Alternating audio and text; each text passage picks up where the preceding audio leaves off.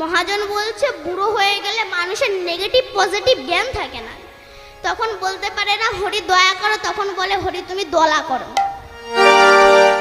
মহাজন বলছে শিশুকাল থেকে কৃষ্ণ ভজন করতে হয়, কারণ শাস্ত্রে লেখা আছে তুলবি যদি মাখানো ছানা সকাল সকাল তোল।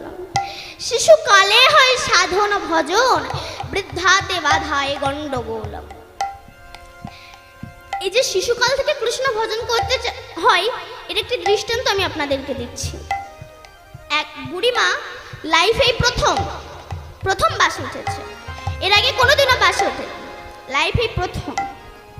এবার বাসে উঠে দেখছে প্রত্যেকটা সিটে একটা করে মানুষ বসে আছে। সেই সময় ড্রাইভার গিয়েছিল চা খেতে, বুড়ি দেখছে সামনে একটাই সিট ফাঁকা, বুড়ি ওখানে গিয়ে বসে পড়েছে, গালে পান দিয়ে চেবাচ্ছে।